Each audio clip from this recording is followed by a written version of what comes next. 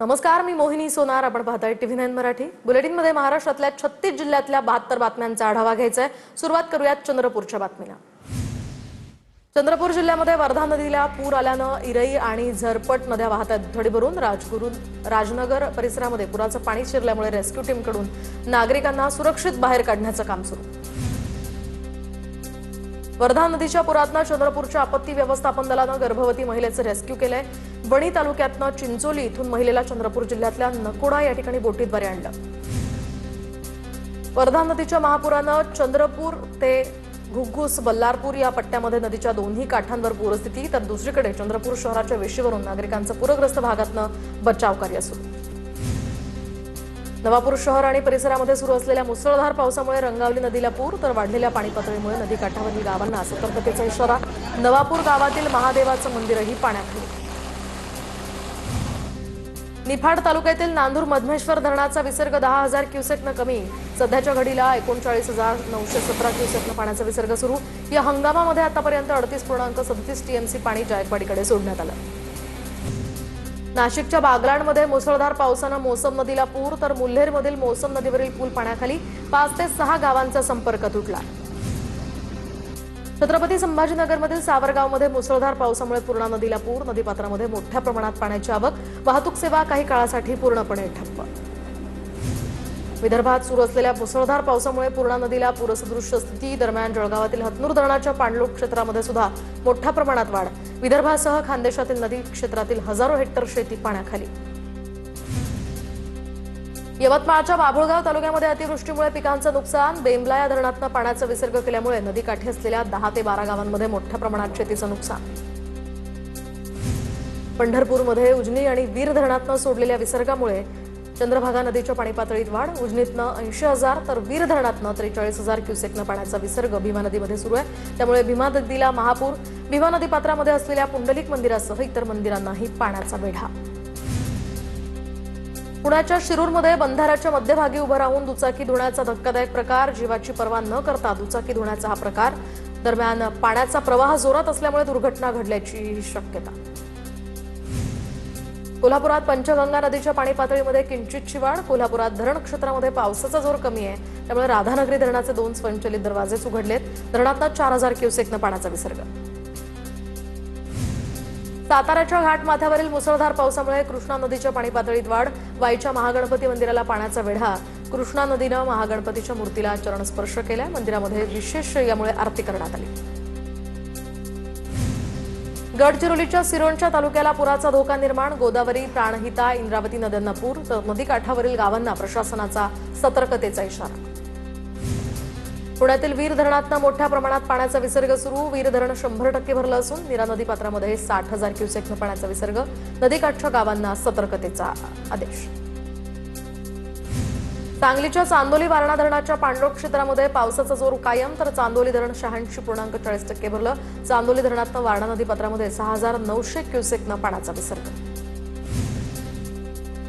तर जळगावच्या एरंडोल तालुक्यातल्या अंजनी धरण 100% भरलंय. धरणातून नदीपात्रामध्ये मोठ्या प्रमाणात विसर्ग. सततच्या पावसामुळे अंजनी नदीकडून रौद्ररूप या ठिकाणी धारण.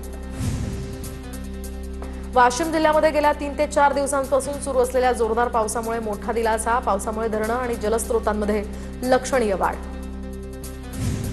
साताऱ्यातील कोयना धरणाच्या वक्र दरवाजांमधनं विसर्ग वाढवणार. कोयना नदीपात्रामध्ये 33,826 क्युसेकनं विसर्ग सुरू. दरम्यान सध्या कोयनेच्या पाणलोट क्षेत्रामध्ये मुसळधार पाऊस. जळगावच्या भुसावळमधील हतनूर धरणाचे 30 दरवाजे पूर्णपणे उघडले. हतनूर धरणातनं 1,70,000 क्युसेकनं तापी नदीपात्रामध्ये पाण्याचा विसर्ग. नदीकाठच्या गावांनाही सतर्कतेचा इशारा. मध्य प्रदेश आणि विदर्भामध्ये झालेल्या मुसळधार पावसामुळे नदी आणि नाल्यांना या ठिकाणी पूर आलेला आहे. पूर्णा नदीलाही पूर. नाशिकच्या निफाड तालुक्यामध्ये सुरू असलेल्या पावसानं पिकांना मोठा फटका. लासलगावसह परिसरातील शेतांमध्ये पाणी साचल्यामुळे सोयाबीन, मका, इतर पिकं पिवळी पडली आहेत. त्यामुळे शेतकऱ्यांकडून चिंता व्यक्त. बुलढाणा जिल्ह्यामध्ये 91 महसूल मंडळांमध्ये अतिवृष्टीमुळे 1,13,000 शेतकऱ्यांना फटका. 84 हेक्टरवरील पिकांचं यामुळे नुकसान. जळगाव जिल्ह्यामध्ये 2 दिवसांच्या मुसळधार पावसामुळे शेतांमध्ये पाणी साचलं. उडीदाच्या पिकांचंही मोठं नुकसान. त्यामुळे नुकसानग्रस्त शेतकऱ्यांकडून तातडीनं मदत देण्याची ही मागणी. लातूर जिल्ह्यामध्ये पेरणी योग्य पाऊस झाल्यामुळे रखडलेल्या पेरण्यांना वेग.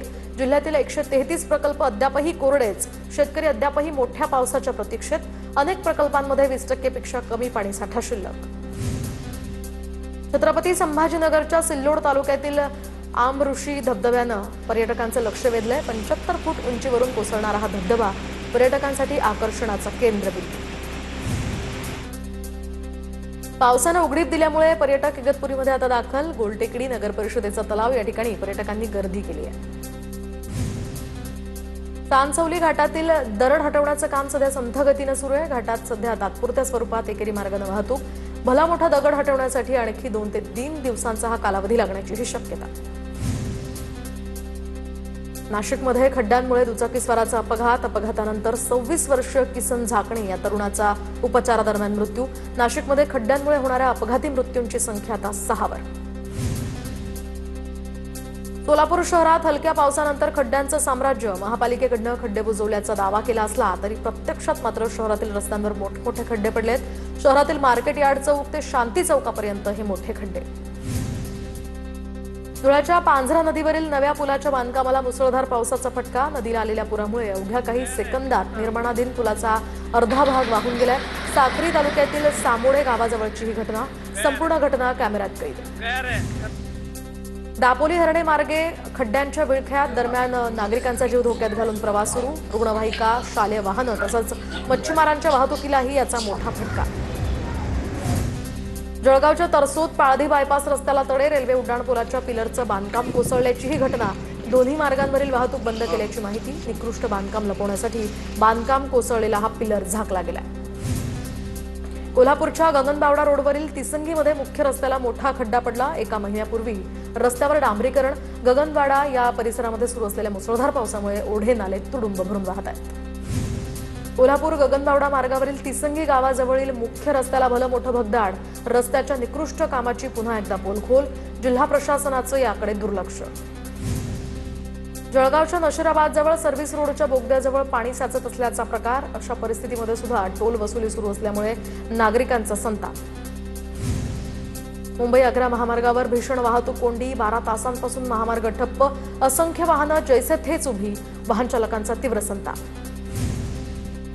चंद्रपूर ते राजुरा मार्गे तेलंगणाला जोडणारा वर्धा नदीचा पूल पाण्याखाली. तर काल रात्रीपासून हा पूल बंद आहे. पुलावर सुमारे 2 फूट पाणी. तेलंगणा आणि दक्षिण भारतामध्ये जाणाऱ्या मालवाहू ट्रकच्या रांगा. सायन पनवेल महामार्गावर कळंबोलीपासून खारघरपर्यंत वाहतूक कोंडी. 5 ते 6 किलोमीटरपर्यंत वाहनांच्या लांबच लांब रांगा. पनवेलच्या दिशेनं वाहतूक संथ गतीनं सुरू. वाहन चालकांचा मनस्ताप. शनिवार रविवारच्या सुट्टीमुळे लोणावळा, अलिबाग, कर्जत, खोपोलीकडे जाणाऱ्या पर्यटकांची प्रचंड गर्दी. तर नाशिकच्या येवल्यामध्ये बस स्थानकाच्या प्रवेशद्वारावर धोकादायक खड्डा. खड्ड्यामध्ये मोठ्या प्रमाणात पाणी साचत असल्यामुळे अपघाताची शक्यता वाढली. अपघातानंतर प्रशासन जागा होणार का? नागरिकांचा संतप्त सवाल. छत्रपती संभाजीनगर मनपाच्या 23 नगरसेवकांवर अपात्रतेची टांगती तलवार. भाजपच्या 7 तर MIMच्या 16 नगरसेवकांचा यामध्ये समावेश. पराभूत उमेदवारांच्या तक्रारीनंतर मनपा प्रशासनाची कारवाई. छत्रपती संभाजीनगर जिल्हा परिषदेतील सदस्या ज्योती शिंदे यांचं सदस्यत्व धोक्यात. ज्योती शिंदेंचं जात पडताळणी प्रमाणपत्र जिल्हा जात पडताळणी समितीकडून अवैध. संभाजीनगरातील PWDचे मुख्य अभियंता अतुल चव्हाण यांनी राजीनामा दिला. आमदार अनुराधा चव्हाण यांच्या पतीचा अचानक निर्णय. पदोन्नती रखडल्याच्या नाराजीतनं राजीनाम्याची चर्चा. 2030 मध्ये निवृत्ती अपेक्षित. मात्र 4 वर्ष आधीच पदाचा राजीनामा. मराठा आंदोलक मनोज जरांगेंनी घेतलं तुळजाभवानीचं दर्शन. 29 ऑगस्टच्या निर्णायक आंदोलनाच्या पार्श्वभूमीवर जरांगेंची तुळजाभवानीकडे साकडं. तर राज्य सरकारला सद्बुद्धी देण्याची तुळजाभवानीकडे प्रार्थना. नागपुरातील व्हेरायटी चौकात भाजप युवा मोर्चातर्फे राहुल गांधी आणि खासदार पप्पू यादव यांच्या विरोधात आंदोलन. लोकसभा सभागृहाबाहेर आंदोलनादरम्यान पप्पू यादव यांनी हिंदू धर्माचा अपमान केल्याचा भाजपचा आरोप. नवी मुंबई विमानतळाला दिबा पाटलांचं नाव देण्याच्या मागणीसाठी 5 ऑगस्टला दिल्लीतील जंतर मंतरवर आंदोलन होणार. 27 गावं संघर्ष समितीच्या माध्यमातून होणाऱ्या या आंदोलनाला आमदार प्रशांत ठाकूर यांचाही पाठिंबा. 45 लाखांची लाच घेणाऱ्या बीडच्या वनाधिकाऱ्याला 4 दिवसांची पोलीस कोठडी. नांदेडसह बीडमधील घरातनं रोकड आणि सोनं जप्त. वृक्ष लागवडीचं बिल मंजूर करण्यासाठी 45 लाखांची लाच घेताना श्रीनिवास लखमवाडला अटक करण्यात आली होती. बहिणीसोबत आंतरजातीय प्रेमविवाह केल्याच्या रागातने एका तरुणाची हत्या. जळगावच्या वडगाव गावातली ही धक्कादायक घटना. प्राणघातक हल्ल्यामध्ये गंभीर जखमी तरुणाचा उपचारादरम्यान मृत्यू. अभिषेक मोरे असं आरोपीचं नाव. फत्तेपूर पोलिसांकडून आरोपीला अटक. भंडाऱ्याच्या लाखांदूरमधील मांदेड या गावामध्ये नाल्यात वाहून गेलेल्या वृद्धाचा मृतदेह सापडला. 20 तासांच्या शोध मोहिमेनंतर मृतदेह बाहेर काढला. नांदेडच्या किनवटमध्ये तलवार घेऊन या ठिकाणी दहशत माजवणाऱ्या आरोपींची पोलिसांकडून धिंड. पोलिसांनी आरोपीला जनतेची माफी मागायला लावली.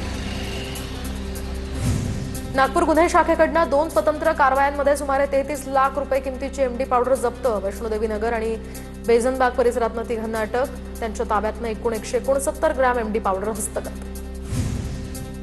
नांदेड पोलिसांकडून अवैध गौण खनिज उत्खननाविरोधात मोठी कारवाई. पोलिसांकडून बोटीनं प्रवास करत वाळू माफियांवर धाड. 6 जणांवर गुन्हे दाखल. पोलिसांकडून 3.5 कोटींचा मुद्देमालही जप्त. सोलापुरात सायबर गुन्हेगारांकडून 400हून अधिक म्युअल अकाउंट्सचा वापर झाल्याचं समोर. सायबर पोलिसांनी 110 बँक खातेदारांविरोधात गुन्हे दाखल करून सुमारे 17 लाख रुपये गोठवले. उर्वरित संशयित खात्यांचीही चौकशी सुरू. बीडच्या गेवराईमध्ये बनावट कागदपत्रांद्वारे गाडी विकून पुन्हा चोरणारी टोळी जेरबंद. पोलिसांकडून एर्टिगा गाडीसह 1 जण ताब्यात. 3 जणांचा शोध सुरू.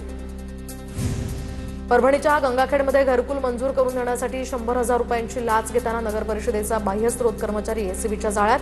या प्रकरणी गंगाखेड पोलीस ठाण्यामध्ये गुन्हा दाखल.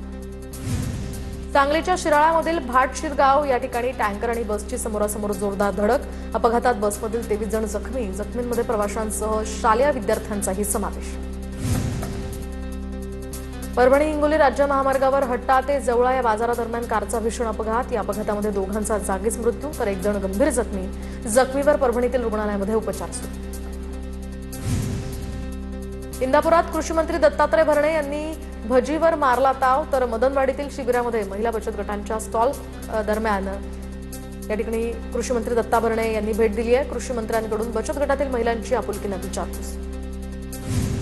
पुणे जिल्ह्यातील अष्टविनायकांपैकी एक असलेलं रांजणगाव महागणपती मंदिर आजपासून पुन्हा भाविकांसाठी दर्शनासाठी खुलं. तर 3.5 महिन्यांनंतर दर्शन सुरू झाल्यामुळे पहिल्याच दिवशी भाविकांची इथे मोठी गर्दी.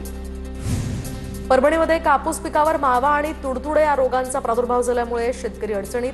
कापूस संशोधन केंद्राचे तज्ज्ञ डॉक्टर दिगंबर पटाईत यांच्याकडून शेतकऱ्यांना पिकावरील रोगासंदर्भात मार्गदर्शन. मालेगावच्या मनमाड चौफुलीवरील पुणे सबवेमध्ये 2 ते 3 फूट खोल खड्डे. तर महामार्ग प्राधिकरणाकडे वारंवार तक्रारी करून सुद्धा दुरुस्तीकडे दुर्लक्ष. पावसाचं पाणी साचल्यामुळे खड्ड्यांचा अंदाज येत नसून अपघाताचाही धोका वाढला. मुंबई पोलिसांकडून सायबर गुन्हेगारांसाठी म्युअल खाती उघडून देणाऱ्या टोळीचा पर्दाफाश. बोरिवलीमध्ये 10 लाख रुपयांचं सायबर गुन्हेगार जेरबंद. म्युअल अकाउंट्स टोळीच्या 7 जणांना अटक. नाशिकच्या निफाडमध्ये केमिकल मिश्रित सांडपाण्यामुळे विहिरीचं या ठिकाणी पाणी दूषित. तर धरण हवात समोर आलं वास्तव. विहिरी आणि बोअरवेलचं पाणी काळपट झाल्याचं समोर. दुर्गंधीमुळे नागरिकांमध्ये भीतीचं वातावरण.